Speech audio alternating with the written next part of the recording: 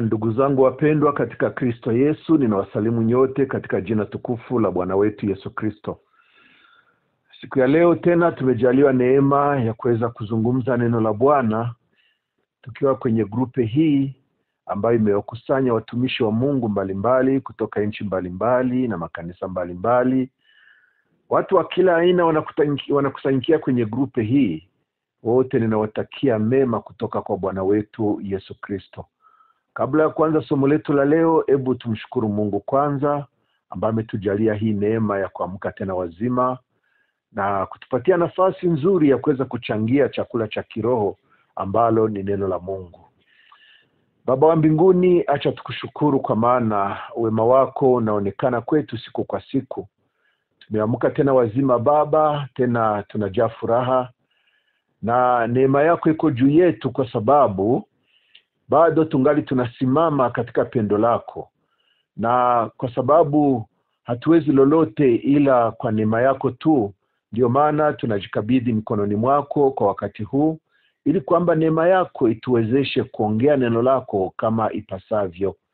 Tena kwa msikiaji, acha Bwana Roho wako Mtakatifu akafungue moyo wake ili kwamba apate kulipokea neno lako kwa furaha, na neno hili Bwana litende kazi katika maisha yake.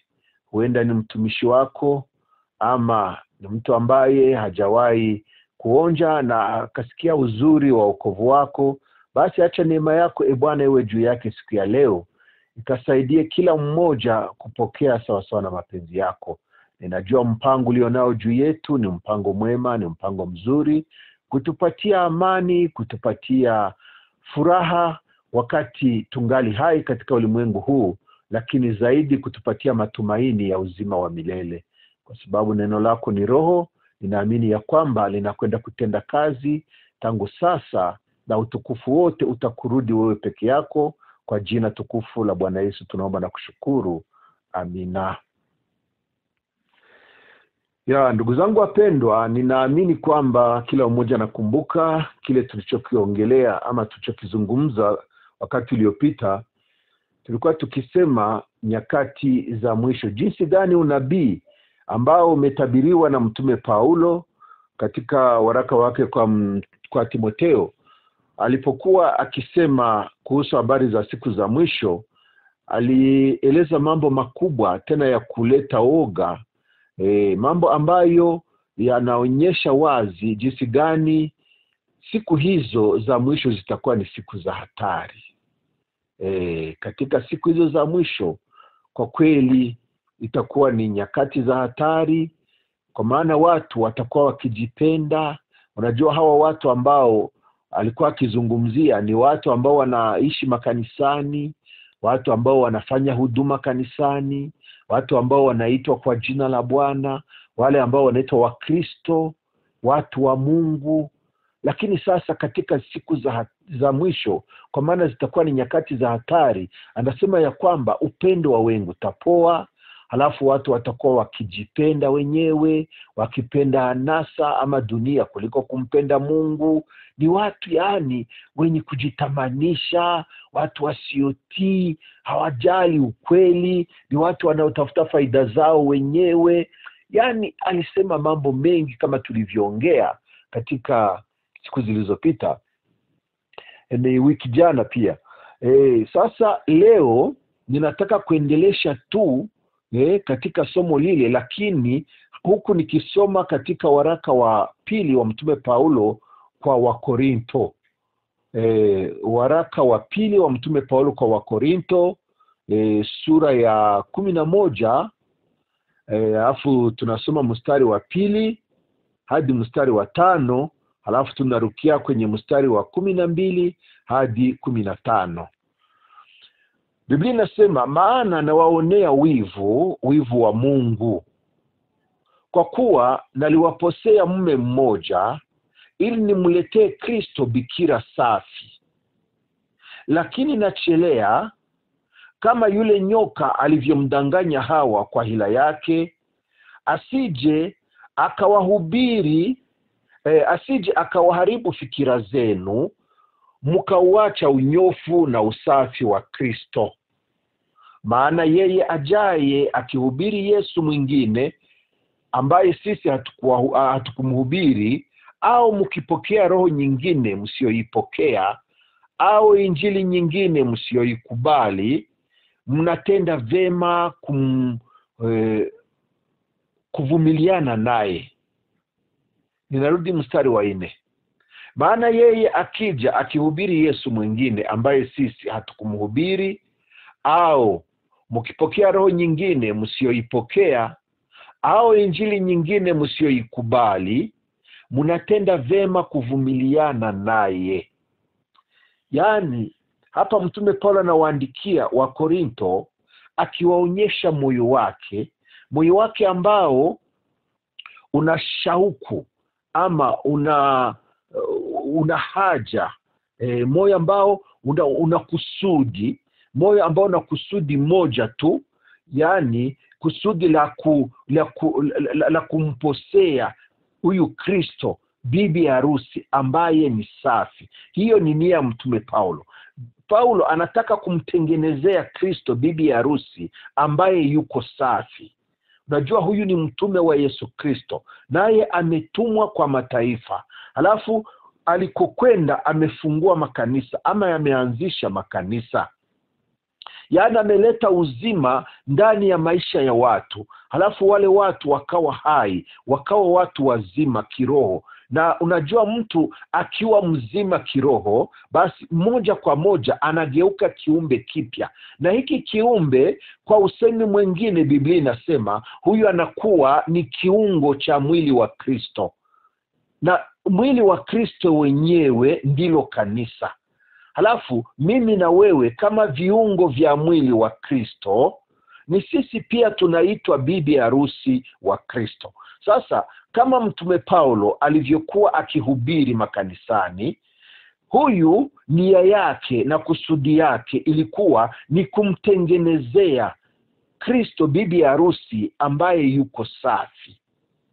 Halafu furaha yake itakuwa ni kumuonyesha Kristo bibi harusi, ama kumuonyesha bibi harusi bwana wake ambaye ni Kristo.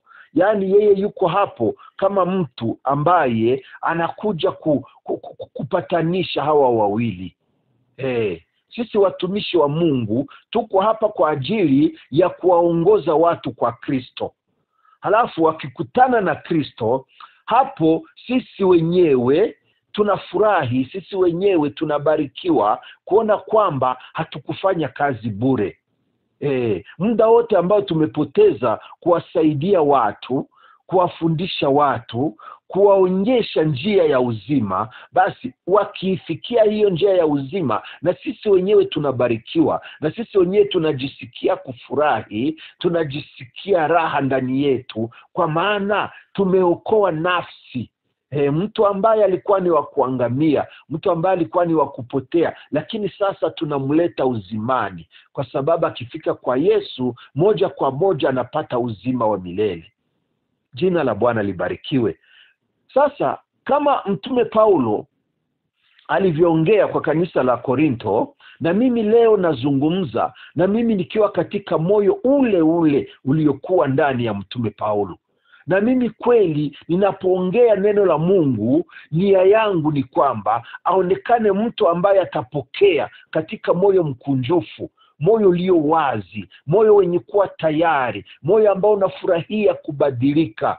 Neno la Mungu likiingia ndani yake, halafu na yeye akilipokea kwa moyo mkunjufu, moja kwa moja kuna kitu ambacho kinaumbika ndani ya maisha ya yule mtu. Na kile kitu si kingine, ni kile ambacho kinaitwa imani. Imani huja kwa kusikia, na kusikia neno la Kristo.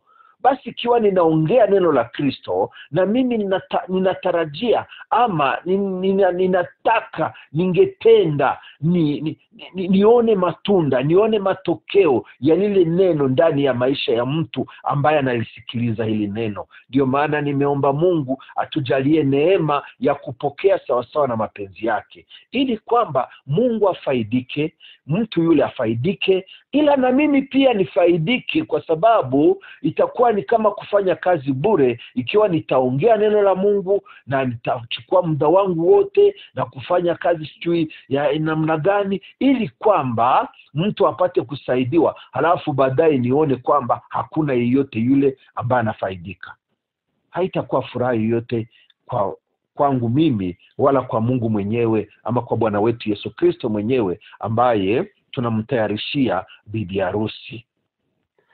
Sasa hapa Mtume Paulo anasema, maana nawaonea wivu wa Mungu kwa kuwa niliwaposea mume mmoja ili nimletee Kristo bikira safi. Eti nawaonea wivu, lakini sasa ni wivu wa Mungu. Eti kwa kuwa nimewaposea mume mmoja ili nimletee Kristo bikira safi.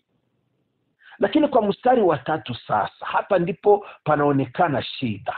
Anasema, lakini nachelea kama yule nyoka alivyomdanganya Hawa kwa hila yake, asije akawaharibu fikira zenu mkauacha unyofu na usafi wa Kristo. Unyofu na usafi wa Kristo. Ninajua kwenye grupu hii kuna watu wenye kutoka nchi mbalimbali. Wanaweza kutokuelewa maneno fulani kama haya ambayo Mtume Paulo anasema hapa kwa mstari wa 3, eti lakini nachelea.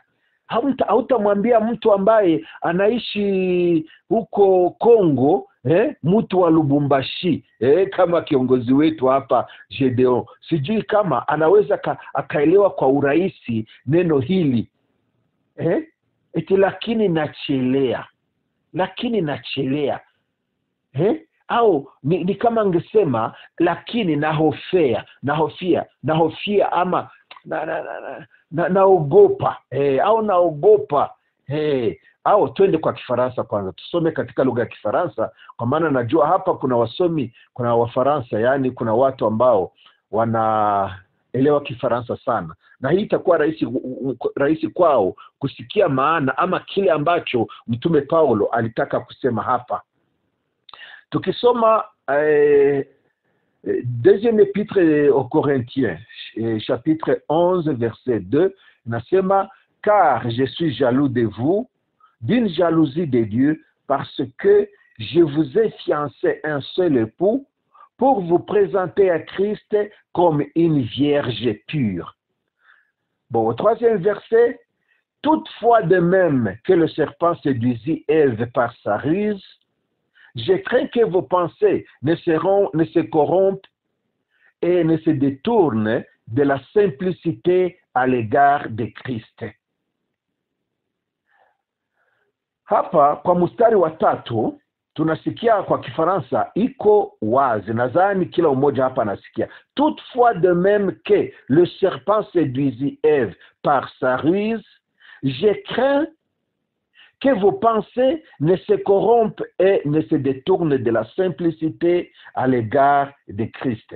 Hapa Mtume Paulo alikuwa anaonyesha wasiwasi alionayo.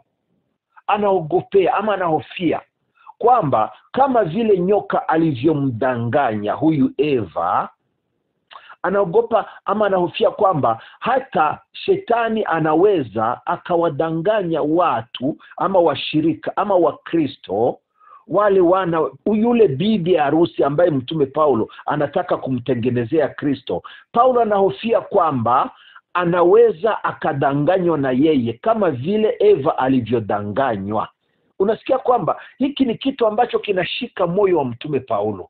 Mtume Paulo anaogopa kwamba kama Eva alivyodanganywa, basi na huyu bibi harusi ambaye iko anamtengenezea Kristo na yeye anaweza kadanganywa.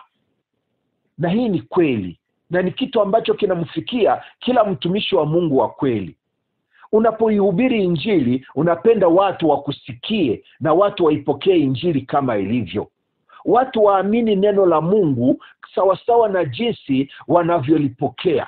Lakini sasa ajabu ni kwamba kunaweza kukatokea mwalimu ama mtu mwingine ambaye anaitwa mhubiri, anakuja na ujumbe mwingine, ujumbe ambao ni kinyume na ukweli wa neno la Mungu. halafu anaweza kaja kuondoa ile mbegu yenye ilikuwa imepandwa ndani ya moyo wako, halafu ukapokea mapokeo mapya, unapokea injili nyingine ambayo haiambatane na kweli, halafu hapa unakutana maisha ya mtu yanaharibika. Mtu anakupoteza njia. Unajua, ukiwa katika njia ya kweli, inawezekana mtu atokee na akudanganya, kuonyesha ya kwamba hii njia haikupeleke kule unakotarajia kwenda. Angalia, shika njia hii. Kumbe anakuondoa katika njia ya kweli, halafu anakupeleka katika njia ya upotovu. Hii ndio wasiwasi ambayo ilikuwa katika moyo wa Mtume Paulo. Anaogopa, anahofia kwamba injili anayohubiri, yani neno la Mungu ama mafundisho anayoyatoa kwa kanisa, basi inawezekana kuja wengine ambao wanakwenda kinyume ya neno la Mungu, halafu wakawadanganya watu ama kuwapotosha watu. Na hii imefanyika kwa kanisa la Wagalatia. Unajua, kanisa la Wagalatia ni kanisa ambalo limeanza katika roho, kwa sababu limehubiriwa injili ya neema. Halafu kukaja wengine wahubiri ambao walikuja na sheria za Musa. Unajua, kama hamkutahiriwa hamwezi okoka. Unajua, ninyi kama hamshike sheria za Musa, basi ninyi hamwezi enda mbinguni. Unakutana watu wanachanganyikiwa na mafundisho tofauti. Mtume Paulo amewafundisha ama wahubiri habari ya neema, lakini kuna wengine sasa wanakuja kuwaonyesha kwamba haitoshe kumwamini Bwana Yesu tu, bali pia unapaswa kuzishika zile sheria za Musa. Halafu hiki kilikuwa ni kitu ambacho kilikuwa kinalemea sana moyo wa Mtume Paulo. Ndio maana nasema, lakini nachelea ama naogopa kama yule nyoka alivyomdanganya Hawa kwa hila yake, asije akawaharibu fikira zenu, mkauacha unyofu na usafi wa Kristo. Mkauacha unyofu na usafi wa Kristo. Kwa Kifaransa wamesema, toutefois de même que le serpent détruisit Ève par sa ruse, je crains que vos pensées ne se corrompent et ne se détourne de la simplicité à l'égard de Christ. La simplicité. Unajua, huyu Bwana wetu Yesu Kristo ndiye ambaye alisema wazi ya kwamba yeye ni mpole na mnyenyekevu wa moyo. Unajua, na watu wake pia inabidi waonekane wakiwa katika nia ile ile ya Bwana wetu Yesu Kristo. Wawe na moyo ule ule uliokuwa ndani ya Kristo Yesu. Ile simplicité ya Kristo inahitajika ipatikane katika maisha ya mtu wa Mungu. Mtu wa Mungu ama mtumishi wa Mungu inabidi awe na nia ile ile iliyokuwa katika Kristo Yesu. Na ni kile ambacho Mtume Paulo alikusudia sana katika kanisa hili la Korinto. Anasema huyo nyoka asiwadanganye, asije akawapotosha, alafu akawaharibu fikira zenu, alafu umupoteze ule unyofu, ule unyenyekevu wa moyo uliokuwa katika Kristo Yesu. Kwa mstari wa 4 anasema, maana yeye ajaye akihubiri Yesu mwingine ambaye sisi hatukumhubiri, au mkipokea roho nyingine msioipokea, au injili nyingine msioikubali, mnatenda vema kuvumiliana naye. Eti maana ajaye akihubiri Yesu mwingine ambaye sisi hatukumhubiri. Unajua, inawezekana mtu ahubiri Yesu, ataje Yesu katika kinywa chake, kumbi ni Yesu mwingine ambaye anazungumza, sio Yesu mwenyewe. Si ajabu kwamba watu wanaweza wakatumia jina la Yesu, lakini kwa faida zao wenyewe, si kwa faida ya ufalme wa Mungu, si kwa faida ya Yesu Kristo mwenyewe, bali wanatumia jina la Yesu kwa kujinufaisha wenyewe ama kwa kujifaidia wenyewe. Alafu hii ni hatari. Na hii yote inatokana na nini? Na ule ujanja wa mwovu Shetani. Unajua, huyu ni joka wa zamani. Huyu ni mwerevu sana. Anajifananisha, na hii tutaiona hapo chini kwenye mstari wa 14. Lakini sasa hapa kwa mstari wa 4 anasema, maana yeye ajaye akihubiri Yesu mwingine ambaye sisi hatukumhubiri, au mkipokea roho nyingine msioipokea, au injili nyingine msioikubali, mnatenda vema kuvumiliana naye. Twende kwa Kifaransa tusikie anavyosema kwa mstari wa 4, verset 4 du deuxième épître de Paul aux Corinthiens, chapitre 11.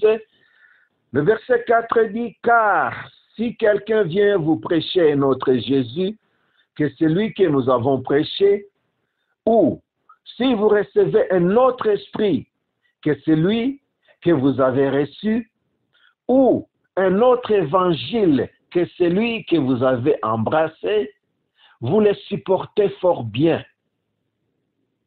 Si quelqu'un vient vous prêcher un autre Jésus, Yesu mwingine ambaye hamkuhubiriwa na sisi. Hapa ni mtume Paulo anasema, kama kuna kuja mtu ambaye anawaambia ama anawahubiri Yesu mwingine ambayo sisi hatukuwahubiri, et si vous recevez un autre esprit que celui que vous avez reçu. Halafu ulipopokea injili ya Kristo ama ulipopokea habari njema, kwa kweli moyo wako ulijawa na furaha ya Roho Mtakatifu. Lakini sasa kuna kuja mtu mwingine ambaye anasema ama anazungumza Yesu mwingine. Akizungumza Yesu mwingine, moja kwa moja na roho nyingine inaingia. Unapokea roho nyingine tofauti na ile roho ambayo ulipokea kwa mwanzo uliposikia habari njema. Hiki ni kitu ambacho kinamsababisha mtume Paulo kuongea hivi. Halafu anasema, ou un autre évangile que celui que vous avez embrassé. Hapa ni habari njema ambayo inaitwa njema, lakini sio habari njema. Ni habari nzuri ambayo sio nzuri kabisa. Inaitwa nzuri kwa sababu inaongea Yesu, lakini Yesu mwingine. Halafu nyuma yake kuna roho nyingine pia. Halafu hii inageuka injili nyingine, sio injili ya Bwana Yesu kabisa. Halafu hiki ndicho kinamfanya mtume Paulo ahofie ama aogope kwamba ili kanisa ambalo analitabikia linaweza likachanganikiwa ama likaharibiwa fikira. Mafikiri yao yanaweza yakageuzwa ama yakaharibiwa. Unajua, kama akili zako hazipokee ukweli, basi zinapokea uongo, na kama zinapokea uongo, moja kwa moja zinaharibika, kwa sababu ulichokipokea ni kile ambacho kitakufanya uishi sawa sawa na kile ambacho umepokea. Umepokea uongo, basi na wewe utaishi katika uongo. Umepokea roho mbaya, halafu maisha yako pia yatakuwa mabaya. Hiki ndicho kitu ambacho mtume Paulo alikuwa anahofia ama anaogopea. Sasa tuangalie kwa mstari wake wa 13. Tusome mstari wa 13 hadi mstari wa 15. Inasema, maana watu kama hao ni mitume wa uongo, watendao kazi kwa hila, wanaojigeuza wawe mfano wa mitume wa Kristo.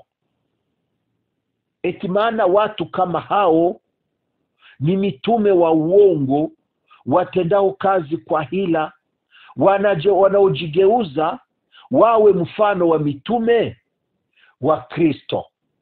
Hao watu ambao wanahubiri Yesu mwingine ndio mtume Paulo anaongelea hapa. Wale watu ambao wanahubiri Yesu mwingine katika roho nyingine, halafu wakahubiri injili nyingine, ndio mtume Paulo anasema watu kama hao ni mitume wa uongo, watendao kazi kwa hila, wanaojigeuza wawe mfano wa mitume wa Kristo. Wanajigeuza kwa mfano wa mitume wa Kristo, lakini kwa kweli wanayemhubiri ni Yesu mwingine. Tena roho inayowasukuma kuhubiri ni roho nyingine, halafu na injili wanayoihubiri ni injili nyingine. Kwa mstari wa 14 anasema, wala si ajabu, maana shetani mwenyewe hujigeuza awe mfano wa malaika wa nuru. Wala si ajabu, maana shetani mwenyewe hujigeuza awe mfano wa malaika wa nuru. Shetani anajigeuza kuwa malaika wa nuru. Ni mara ngapi tumesikia ushuhuda makanisani, watu wanasema Yesu amenitembelea usiku, amenitembelea usiku, nikamwona kabisa ni yeye, alikuwa anavaa kanzu nyeupe halafu mrefu sana, na ndevu nyingi na nyele nyingi, kanzu nyeupe, alikuwa ni mzungu kabisa, nimemuona. Eti ni Bwana Yesu, kumbe ni shetani. Mwingine dada mmoja aliwahi kufurahia sana maono haya aliyokuwa akiyaona katika usingizi ama katika ndoto zake. Alafu siku moja akashangaa kumuona yule ambaye alikuwa akifikiria kuwa ni Bwana Yesu anakuja kuzini naye. Huyu sasa hapo anajionyesha waziwazi kwamba siye Bwana Yesu huyu. Ni shetani, lakini amejigeuza kuwa mfano wa malaika wa nuru. Kwa mstari wa 15 anasema, basi si neno kubwa watumishi wake nao wakijigeuza wawe mfano wa watumishi wa haki, ambao mwisho wao utakuwa sawasawa na kazi zao. Kama shetani mwenyewe anaweza kujigeuza kwa malaika wa nuru, basi si ajabu kwamba watumishi wake nao wakijigeuza wawe mfano wa watumishi wa haki, ambao mwisho wao utakuwa sawasawa na kazi zao. Tusome kwa Kifaransa ili kwamba tusikie. Labda kuna yule ambaye hakuelewa vizuri kwa Kiswahili hiki ambacho tunatumia. Deuxième épître de Paul aux Corinthiens, chapitre 11, verset 13, il est écrit: ces hommes-là sont des faux apôtres, des ouvriers trompeurs, déguisés en apôtres de Christ. Ces hommes-là sont des faux apôtres, des ouvriers trompeurs, déguisés en apôtres de Christ. Au verset 14, et cela n'est pas étonnant, puisque Satan lui-même se déguise en ange de lumière. Et cela n'est pas étonnant, puisque Satan lui-même se déguise en ange de lumière. Au verset 15, il n'est donc pas étrange que ces ministres aussi se déguisent en ministres de justice. Leur fin sera selon leurs œuvres. Il n'est donc pas étrange que ces ministres aussi se déguisent en ministres de justice. Leur fait sera selon leurs œuvres. Unajua neno la Mungu tu ndilo kweli, na hili neno la Mungu ndilo linazaa matunda, ama neno la Mungu ndilo linaonyesha ukweli wake mpaka dakika ya mwisho. Unajua hakuna mtu ambaye ametembea katika kweli ambaye ataaibika maishani mwake, hataaibika kamwe, yani hatapata haya, hatafezeeka. Katika kweli hakuna majuto. Unajua mtu wa Mungu ambaye ameanza safari, ameanzia kwenye msingi ulio imara, msingi wa kweli ambaye ni Bwana Yesu. Ninakwambia wazi ya kwamba maisha ya mtu huyu mpaka dakika ya mwisho atakapotoa roho, utakutana mtu huyu ni mtu ambaye anajawa imani, ni mtu ambaye anajawa na matumaini, ni mtu ambaye ana raha na starehe, ni mtu ambaye anatulia moyo, ni mtu ambaye anafurahi wakati wowote, kwa sababu maisha yake ni maisha ya kweli. Najua mtu kama ameanza vibaya na anamaliza vibaya, lakini kama mtu ameanza vizuri na anamaliza vizuri. Angalia mitume wa Bwana wetu Yesu Kristo, kama tunavyosoma katika waraka kwa Waibrania. Hawa ambao wanaitwa ni mashujaa wa imani, ona maisha yao. Soma sura ya 10 alafu soma sura ya 11, utasikia maisha ya hawa watu wa Mungu, jinsi walivyoishi. Hebu kwenda katika kitabu cha Matendo ya Mitume, sura yake ya 7. Anzia sijui mstari wa 51 ama 51. Sikia maneno ya mtumishi wa Mungu huyu Stefano, mtu ambaye alikuwa amejawa roho. Mtu alikuwa amehesabiwa miongoni mwa mashemasi, watu waaminifu katika kanisa la kwanza. sikia ushuhuda wake, sikia maneno yake kwa dakika zake za mwisho, huku watu wakichukua mawe ili kwamba wamuangamize kwa mawe, wampige mawe afe. Lakini maneno yake, maneno ya raha. Ukisikia jinsi gani Bwana wetu aliongea kwenye msalaba akisema, Baba wasamehe maana hawajui walitendalo. Vivyo hivyo huyu Stefano na yeye akawaombea rehema hawa ambao walikuwa wakimtesa, wakuwa karibu kumuua. Anawaombea rehema kwa sababu roho ni ile ile iliyokuwa katika Kristo Yesu, moyo wake ni ule ule, ndio ulionekana pia katika maisha ya huyu mtumishi wa Mungu Stefano. Na katika maisha yetu pia inahitajika tujifunze kwa hawa waliotutangulia, hawa mitume wa Bwana Yesu. Naona hapa mtume Paulo anaongea maneno ambayo yanaonyesha moyo wa Mungu kabisa. Analiombea kanisa, analihubiri kanisa, lakini pia ana wasiwasi, ana mashaka, anahofia, anauoga kwamba huyu shetani, kwa sababu mtume Paulo alijua wazi, alijua shetani. Huyu shetani hamjali mtu. Kumbuka huyu alimshawishi hata Bwana wetu Yesu Kristo. Huyu shetani ambaye hakusikia uoga wa kumjaribu Bwana wetu Yesu Kristo, hakuna mtu yeyote ambaye hawezi kumjaribu. Ndio maana mtume Paulo akasema, kwa kweli mimi naogopa. Naogopa kwa sababu ninawapozea mume, lakini sasa huyu shetani aliyemdanganya Eva, huyu aliyemdanganya, naogopa kama na ninyi anaweza kawadanganya, akawaharibu fikira zenu, alafu mkawacha ule unyofu na usafi wa Kristo. Unajua kuna mtu ambaye aliweza kusikia habari njema, akaokoka, alafu akachukua maisha yake akayatoa kwa Bwana Yesu. Na mtu huyu kweli inawezekana amepokea roho wa Kristo, huyu mtu amezaliwa mara ya pili, lakini kwa sababu ya kukosa malezi, kwa sababu hakupata walimu wazuri wa kumfundisha ili apate kukua katika neema ya Bwana, ili apate kukua katika kujua kweli, ili afunzwe ule ukweli ulio ndani ya Kristo Yesu, mtu huyu anaweza akapokea mafundisho mabaya, halafu akapoteza ule unyofu, anaweza akapoteza yale maisha ya kiroho, ule usafi wa kiroho, anaweza akapoteza yale matumaini. Unakutana mtu anaingia katika maisha ovyo, katika maisha ya kiulimwengu, na kumbe yeye alikuwa ameokoka, alikuwa ni mtoto wa Mungu, na bado ni mtoto wa Mungu, lakini sasa amechanganikiwa kwa sababu amepokea mafundisho mabaya.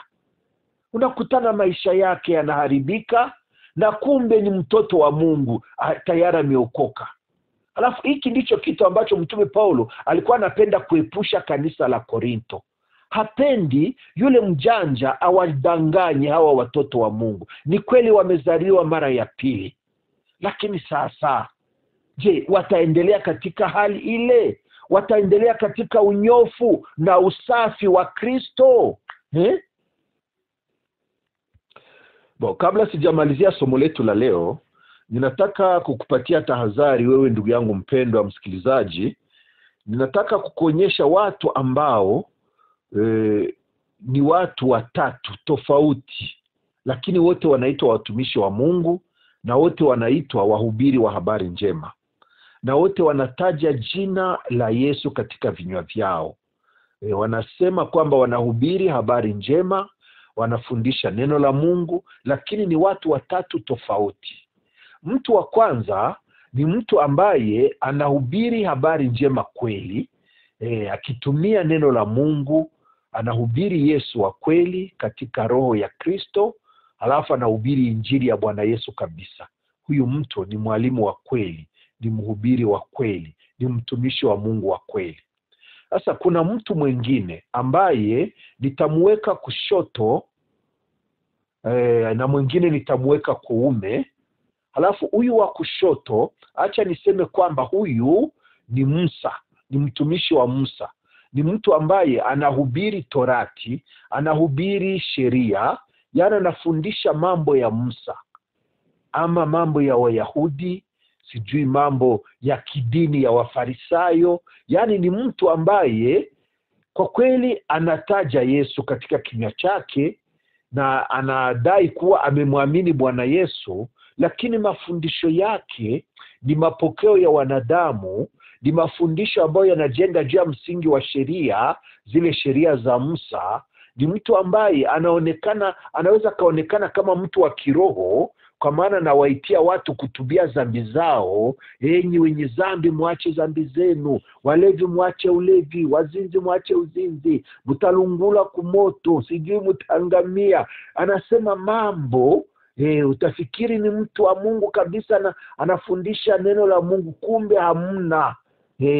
Tukisoma katika Injili ya Yohana sura yake ya 1 mstari wa 17, Biblia inasema, kwa kuwa Torati ilitolewa kwa mkono wa Musa, neema na kweli zilikuja kwa mkono wa Yesu Kristo.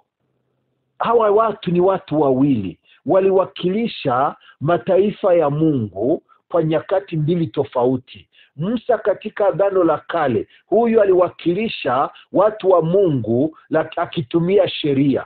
Halafu Bwana Yesu naye katika siku za mwisho, ama katika nyakati za mwisho, ama katika kipindi cha mwisho, anakuja akiwakilisha watu wa Mungu katika neema na kweli. Hii neema na kweli ndivyo ambavyo vinatufanya sisi tuwe jinsi tulivyo leo. Kama leo tunaitwa wahubiri wa habari njema, ni kwa sababu tumeipokea kweli katika neema ya Yesu Kristo, ambaye ni Bwana na Mwokozi wa maisha yetu. Sasa mtu ambaye haihubiri kweli iliyo katika Kristo Yesu, ama hahubiri katika roho ya neema aliyotuletea Bwana wetu Yesu Kristo, basi huyu moja kwa moja ni mtumishi wa Musa, ambaye hawezi kumsaidia mwenye dhambi kutoka katika dhambi zake. Huyu hawezi kumsaidia mtu kuokoka. Na bahati mbaya, mtu huyu akikutana na mtoto wa Mungu ambaye amezaliwa ama ameokolewa kwa neema, halafu huyu akawa ndiye mwalimu wake, akaanza kumfundisha. Huyu mwanafunzi wa Musa akaanza kumfundisha mtoto wa Mungu. Kwa kweli ni bahati mbaya mtoto wa Mungu huyu anakutana nayo. Mtu ambaye anapatikana kwenye upande wa kushoto, kama nilivyosema, ni mtu ambaye anafundisha neno la sheria. Lakini sasa kuna mtu mwingine ambaye anapatikana upande mwingine pia, mkono wa kulia. Mtu yule ambaye anaihubiri neema, lakini neema pia ambayo haina uwezo wa kuokoa mtu, neema ya kwenye midomo tu. Ni mtu ambaye anafundisha kile ambacho Bwana Yesu amekifanya, na hii ni kweli. Bwana Yesu amelipa deni ya dhambi. Bwana Yesu yeye mwenyewe ametolewa kuwa dhabihu kwa watu, dhabihu ya dhambi. Bwana Yesu alikufa kwa ajili ya dhambi zetu na akafufuka kwa ajili ya dhambi zetu, na ili kwamba sisi tuhesabiwe haki. Hii ni kweli kabisa ya maandiko. Lakini huyu mhubiri ambaye hakukutana na hii neema, alafu ikambadilisha, ikamuokoa, hakufundishwa neno la kweli ama ule ukweli upatikanao ndani ya Kristo Yesu. Kama mtu huyu hakufundishwa kweli iliyo ndani ya Kristo Yesu na hakuokolewa kwa neema, halafu akafundishwa kweli, huyu mtu anaweza akachanganya Injili. Anahubiri neema ni kweli, anasema neema katika kinywa chake, anahubiri na kutangaza kifo na kufufuka kwa Bwana Yesu, lakini sasa huyu naye hawezi akasaidia watu kubadilika katika maisha yao, kwa sababu yeye mwenyewe hakubadilika kwanza. Pili, huyu mtu hawezi kuwasaidia watu wa Mungu kwa sababu hii njia ya sheria ambayo imeshindikana tangu zamani haiwezi kumsaidia mtu awaye yote. Nitakupatia mfano. Tusome katika kitabu cha Matendo ya Mitume sura yake ya 15 kuanzia mstari wa 5 hadi wa 12. Biblia inasema, Lakini baadhi ya madhehebu ya Mafarisayo walioamini wakasimama wakisema, ni lazima kuwatahiri na kuagiza kuishika torati ya Musa. Maneno haya ninaongea hapa ni maneno ambayo yamepitikana huko Yerusalemu wakati mtume Paulo na Barnaba walikwenda kuliona kanisa ama kuona mitume waliowatangulia katika Yerusalemu. Halafu wakawapelekea habari za hawa watu ambao Bwana amewaokoa katika mataifa, na akawapatia pia habari za watu ambao wametoka katika Wayuda, katika Yudea ama katika Waisraeli kutoka Yerusalemu kwenda huko wakihubiri habari za sheria za Musa. Halafu wakawataabisha watu huko, watu waliokuwa wameokolewa kwa neema wakaanza kutwikwa mizigo ya sheria ambazo zimeshindikana, sheria ambazo hazikuweza kumsaidia mtu awaye yote. Acha tuendelee kusoma mstari wa 6. Biblia inasema, mitume na wazee wakakusanyika wapate kulifikiri neno hili. Mstari wa 7, na baada mstari wa 7 inasema, na baada ya hayo ninyi na baada ya hoja nyingi na baada ya hoja nyingi Petro akasimama akawaambia, ndugu zangu, ninyi mnajua ya kuwa tangu siku za kwanza Mungu alichagua miongoni mwenu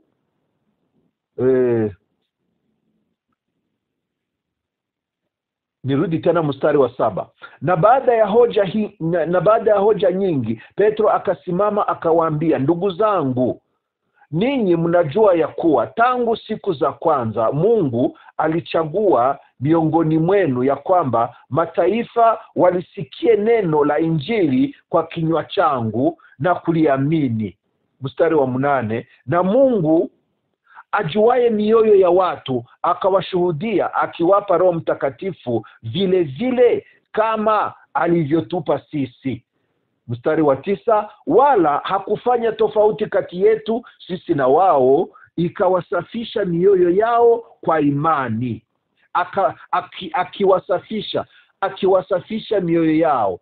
Narudia mstari wa 9, wala hakufanya tofauti kati yetu sisi na wao, akiwasafisha mioyo yao kwa imani. Mstari wa 10, basi sasa mbona mnamjaribu Mungu na kuweka kongwa juu ya shingo za wanafunzi ambao baba zetu wala sisi hatukuweza kulichukua? Mstari wa 11, bali tuamini kwamba tutaokoka kwa neema ya Bwana Yesu vile vile kama wao. Mstari wa 12, basi mkutano wote wakanyamaza, wakawasikiliza Barnaba na Paulo wakiwapasha habari za ishara na maajabu ambayo Mungu aliyafanya kwa ujumbe wao katika mataifa. Maneno haya ni wazi. Kuna watu ambao wanapenda kupokea mambo mawili yaliyo tofauti, wayapokee mara moja. Upokee sheria halafu upokee pia na neema. Hii haiwezekane. Watu hawa Wayahudi ambao waliokoka lakini wakiwa bado wanazingatia sheria za Musa, ndio wanaofundisha watu mambo ya sheria. Halafu hizi sheria haziwezi zikamgeuza mtu. Wengine pia wanakataa sheria halafu wanakamata neema, lakini neema pia wanasahau ya kwamba katika neema pia tunafunzwa kumtii Mungu. Halafu hawa nao wanaleta injili nyingine, wanahubiri habari za neema, lakini hiyo neema haikuwabadilisha wenyewe wala haiwezi kumbadilisha mtu. Ndio maana ninamalizia nikisema, ndugu zangu wapenda, tujihadhari. Tuangalie vizuri tunavyosikia. Je, umesikia injili gani? umepokea kutoka kwa nani? Ni mtumishi wa Mungu kweli, ama umepokea kutokana na mtu ambaye amejifanya mtumishi wa Mungu na kumbe si mtumishi wa Mungu? Jamani, nimeongea mengi, acha tuishie hapa kwa leo, lakini wakati mwingine, wakati ujao, tutaendelesha hapo. Tutaanzia hapo tukiendelesha kusaidiana katika mafundisho haya. Bwana wa